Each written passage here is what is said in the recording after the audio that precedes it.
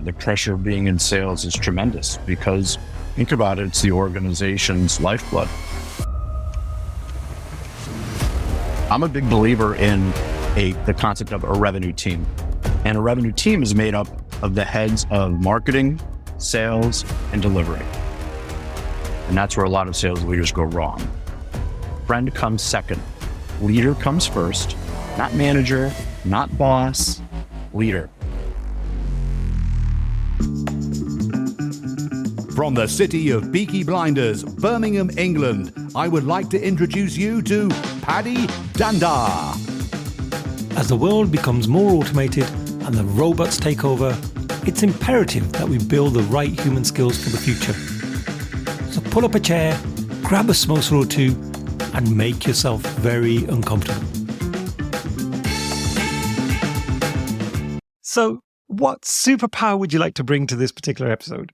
My superpower is helping small and medium-sized businesses grow, increase revenue, operationalize sales, build an actual sales playbook, help those companies implement the playbook, and then make sure that their sales teams are accountable when they're executing the process within the playbook. So in a phrase, my superpower is operationalizing sales to grow revenues. In terms of sales, so I'm surrounded by many salespeople in the organization that I work for. And I really feel for salespeople because often they've got really challenging targets. There's always a lot of pressure to deliver. And I don't know how they do it because I personally could never work in sales to that extent. I do a bit of pre-sales work and I support them in terms of some of the deals that we work on. But in terms of having those targets on your head can be overwhelming at the very least. Yeah. What are some tips that you can give salespeople in terms of just dealing with those numbers or those targets? Because there is a lot of stress sometimes on you. There is, Patty. It's hard. The pressure of being in sales is tremendous because think about it, it's the organization's lifeblood, right? If you don't have people selling stuff, your stuff, you're not going to be a viable business. You're not going to be able to stay afloat. And the pressure can get overwhelming because we do have quotas and sales goals and, our own families to feed. I think the thing that I've seen help me and help other salespeople the most is organization. If you can keep your day and your week really well structured in terms of the activities that you have to complete, whether they're tasks for to-dos or calls or emails or prospecting or preparing proposals, if you can structure your week so that you never really get behind on that stuff, you will automatically be tracking towards your goal. As long as you have some sense of sales and business acumen and you can relate to people and are relatable, you should hit your sales goal. The thing where I've seen most salespeople lose touch with that and get so stressed that they can't operate is because they get behind on everything. And that's overwhelming.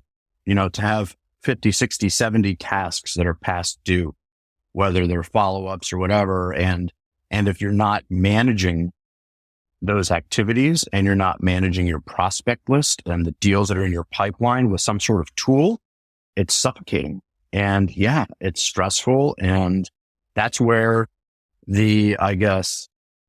salespeople that have a little less fortitude, that's where they kind of wash out, right? Because they can't keep that organizational structure in place.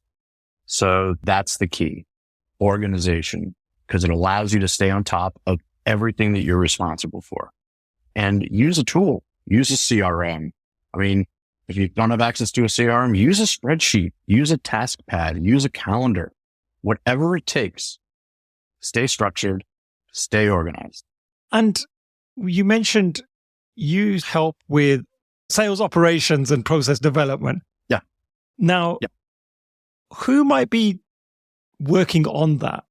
Because is that something salespeople would come together and start to define themselves? Or are we looking at sort of some of the more senior management kind of pulling this together? Could you just walk us through that process of how it should be done? Sure. It typically is senior management. Ideally, your head of sales is equipped and experienced enough to develop that process and the strategy, and is equipped to build a well-conceived sales playbook that he can then use to manage his people and their activities and the sales process and the methodology. I've found a lot of times with small and medium-sized businesses, though, the head of sales happens to be the best sales producer and got promoted to that job of management without having the experience or knowledge base to effectively lead a group and effectively put those plans in place. And where this leads me to is working with CEOs, because they've recognized that their sales leader has been promoted because of performance versus because of capabilities. Now, performance comes into it, sure. You want to be able to show your sales team that you've been there, you've done that, you've been successful. You also have to have intrinsic leadership skills if you're going to be a head of sales, right? So oftentimes, like I said, with these smaller companies, it's just the best salesperson is automatically the sales manager or the sales director. So I work very closely with CEOs to understand their target market, their ideal client profile, what's worked for them in the past, what hasn't worked for them in the past. And from a lot of research and assessments that I have my clients take and interviews that I conduct with their clients and with their employees, which sometimes is where a sales team can get involved when I'm doing those interviews. But it's really collaborating very closely with the CEO and other executive leaders, and even with the sales leader. And if they are open-minded enough to view somebody like me as an asset, as opposed to a threat to their job and to their livelihood, because that can be an issue, then the relationship really can blossom and the plan is even better, right? But to answer your question, it's leadership. CEO typically, if there is a head of sales, that person will absolutely be involved. Marketing, head of marketing is typically very much involved with what I do, and delivery. I'm a big believer in the concept of a revenue team. And a revenue team is made up of the heads of marketing, sales, and delivery. Those three internal groups have to work very collaboratively for the successful growth of any business. So that's the team that I'm usually building these plans. Say if we're running a business, you and I'm going to pick a simple example. We're selling pens. That's our business. We're going to launch these super duper pens, and we're going to take over the Bic market because Bic pens are revolutionary. They've been around for years and years now. We're going to come in and we're going to be the new kids on the block. What are some of the things that we should think about then as we're pulling together our strategy here? So where would you start? First is who uses pens and why, right? So the who will help us identify our target market, and from there we have to identify the ideal client from that target market, and why are they using pens? What problem is the pen solving for them? What is it helping them do? Why aren't they using an alternative to a pen? Why aren't they using a pencil or a marker, right? So, because we can't go in and say, here's this great pen, you should buy it because it writes really well. Every pen manufacturer is saying that. So we have to come in from a different angle, and we have to understand why they're using a pen in the first place. Any pen. What is it about the pen that you love so much? What do you hate about the pencil? What do you hate about the marker? What kind of pen do you like the most? What is that pen doing for you that other pens don't, that other writing implements can't? From there, we can build out the plan, because we have to identify the stuff that the pen is solving for our target client first. From there, the process can flow very nicely. And how do we go about finding that out? Is that where we lean on our marketing colleagues or other colleagues? Yeah. Or do you recommend salespeople actually go out there and start to find out this stuff for themselves? I recommend both. I recommend that we absolutely have to lean on research. So any primary or secondary research that our marketing team is doing, or that we've done as CEOs or as sales leaders. And yes, the sales team. So oftentimes we look at the existing client base and what type of companies have been buying our pens? Why have they been buying our pens? What do they love about our pens? Why are they using them over pencils or other pens for that matter? That's part of the research. That's part of discovery and evaluation that we do at the very beginning of all of our engagements. And that helps put together what's called a sales mission. And the sales mission is a compass. It's a compass of any comprehensive sales strategy or sales plan. So we define our target industries. We define our ideal client. We define the buyer persona who's making the decisions. We craft our value proposition statements, phrases that aren't just about the features and benefits, but show why that the pen that we're selling is most optimal for their needs. They have to resonate with our buyers, and we develop KPIs and sales goals. That's your sales mission. That's where everything has to start. And we do learn from existing salespeople because they've been out there on the front lines. So we can talk to them about their experiences. What are their common objections? Why do they lose deals? Why do they win deals? And we also do client interviews to learn from them. And that helps construct this whole concept of a sales mission and the why behind the pen. My brain was ticking then, Scott. So I think I've come up with our tagline for our company. Let's hear it. The pencil is sometimes right. That's why you need a rubber. But our pens are always right. That's why we can't rub them out. There we go. Yeah, let's see if that one works. No, I'm sure there's better taglines than that. But okay, no, that's really good to hear. So it's really about understanding the target market, getting as close to them as we can, really understanding their pain points. Yeah. I mean, you have to know your ideal client. You have to know what is meaningful to them. You have to peel back the onion. You know, it's not just that the pen writes really well and the one they've been using doesn't. It's beyond that. When you use a pen that writes really well, what are the second, third, and fourth degree implications of that, right? People can read well what you wrote to them.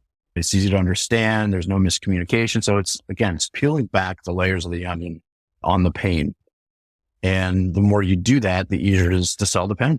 You're actually not selling it. They're just buying it from you.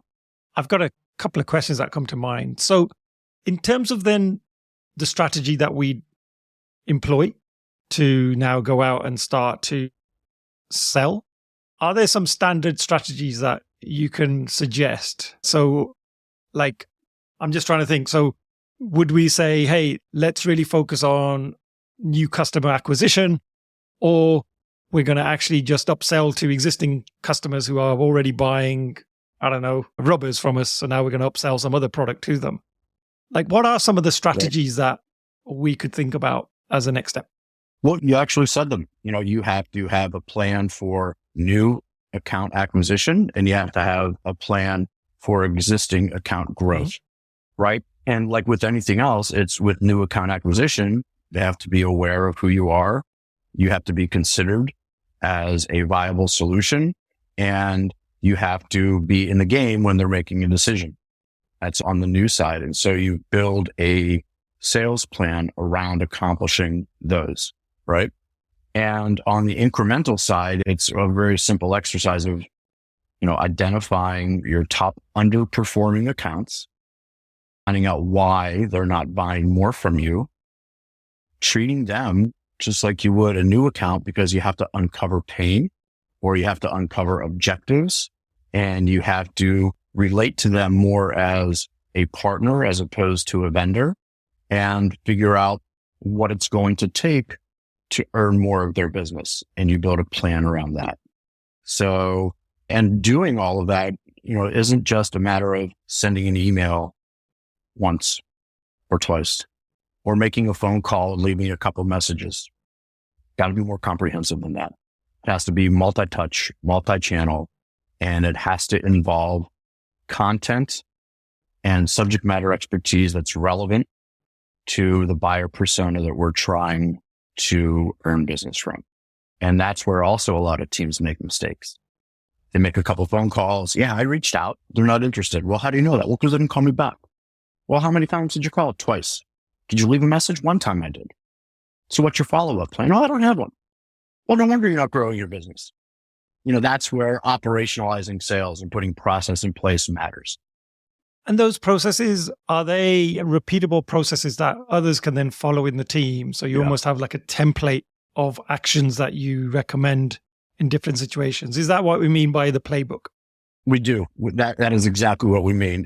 And I say it's repeatable, it's predictable, it's scalable, and it's dynamic. And the dynamic part is where we have to make sure we're adjusting based on results, based on learnings, based on changing market conditions. But the key is to be able to, wash, rinse, repeat, wash, rinse, repeat, right? And that makes it a heck of a lot easier to plug in new salespeople to a team. You have a proven process. They follow the process, have some fun, close some deals, and the company grows. That's how it works. And as a leader who's responsible for getting those numbers on the board, those revenue numbers and those sales, how important is it for them to understand the capabilities of the individuals who are making the sales? Because I've seen some organizations where someone comes into sales, they're quite a junior person, and they often will say, I'm just using this as a step up to my next opportunity. This was just a job that was available and I'm going to do it, without disrespecting salespeople. And I often find that they don't probably have much passion for the product. They just see it as a quick way to just earn some money, but it's not a serious career for them. So as a sales leader, any tips for those folks in terms of then making sure they've got the right people?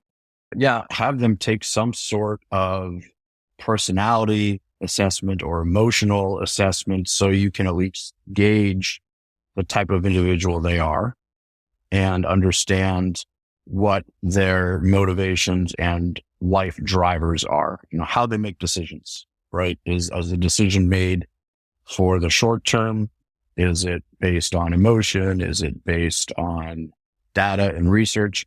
And you'll know from the start if a person has the capabilities to succeed in a sales role. Now, there's difference between capabilities and want and desire to succeed in that role. So you said it, if they're just using it as a stepping stone, that comes through in the interviewing process. So having sales team alignment, which is something that we also do when we're developing process and evaluating current sales organizations, having sales team alignment is super important. If your sales team is not, I like to say, kind of working or walking in lockstep with each other towards the same goal, if they don't work well with each other, if they're not bought in as a team, then there's going to be a challenge. But look, the folks that show themselves as not capable or not motivated to achieve and to do what we're asking them to do, we have to move on from them quickly. So the saying goes, hire slowly, fire fast. And I believe in that. And it's also really important for the sales leader to hold their team accountable to their responsibilities, to their deliverables, weekly, monthly, quarterly. And that's really hard sometimes for sales leaders to do because they don't want to upset their team. They want to be their friend first.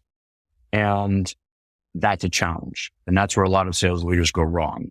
Friend comes second.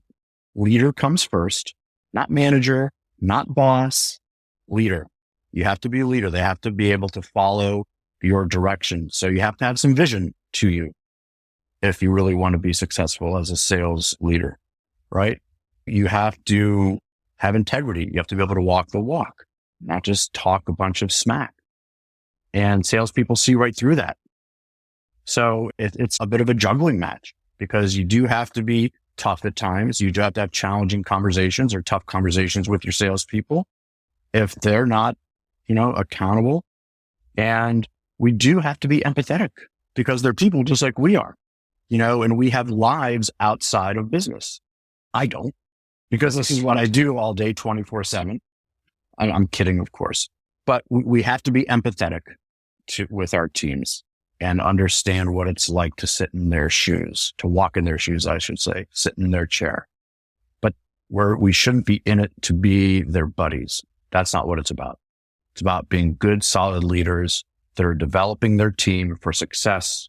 They're developing their team as individuals, as people, and show their team that there's a reward for all of this hard work. They have to see, again, a lot of it goes back to the why. And as we fast approach time, I've got a couple of final questions for you, Scott. The first is, if people wanted to know more and I guess really hone their skills, are there any resources that have inspired you that you'd like to share? Yeah, absolutely. There's a couple of books that I like. One is called The Challenger Sale, and really well written. It's authored by Matthew Dixon and Brent Adamson. I'm looking over here because I have it sitting here. That's more about sales methodology and how to win deals and how to basically challenge the buyer to think differently and challenge yourself basically to think differently, right? The other book that has been very influential on me is The Sales Acceleration Formula by Mark Roberge. And that sits over there as well. That's about process from a sales perspective, from a sales management perspective. It's really just a super book. Both have significantly influenced my philosophy when it comes to sales. Oh, fantastic. I'll try and add those to the show notes. So thank you for sharing those. Yeah, for sure. And one of my favorite questions of all that I ask every episode is, if I could give you any superpower to abolish something or ban something in the world of work, what might that be for you? Wow. My superpower would change lack of tenacity from salespeople.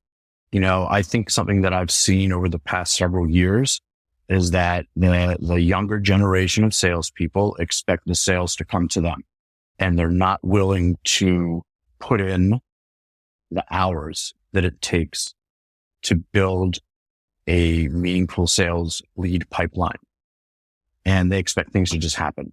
So I would make younger salespeople more tenacious and not so easy to give up, because that's what I'm seeing. Wow, that's an interesting one. Yeah, especially because we live in this world of convenience. Everything is on demand now. Everything is on demand. But look, selling still requires someone to reach out. Selling still requires activity. You know, it doesn't all come from inbound. It doesn't all come from advertising. You know, you do have to make an effort, repeated, ongoing, day after day, if you want to be successful as a salesperson. Oh, fantastic. And Scott, if folks want to get in touch with you and get to know more about the great work you're doing, how can they do that? Yeah, sure. My website, it's msalesgrowth.com. And that's a great way to reach me. Always open to getting emails, scott.moss@msalesgrowth.com. And whatever questions, I would love to help wherever I can. Oh, fantastic. Well, Scott, thank you so much for joining me today. And it's been a pleasure. And I feel like I've got a few more ideas I need to maybe share with my sales colleagues as well. So thank you so much. Absolutely. Thank you so much, Patty. It was wonderful to be here. It's the end of another episode. Thank you so much for listening. Please do connect with me via LinkedIn and drop me a message and let me know your favorite takeaways from the episode. Also, don't forget to subscribe to the Superpower School newsletter so that you can be notified of all future episodes. Simply visit the website www.superpowers.school. Thank you once again.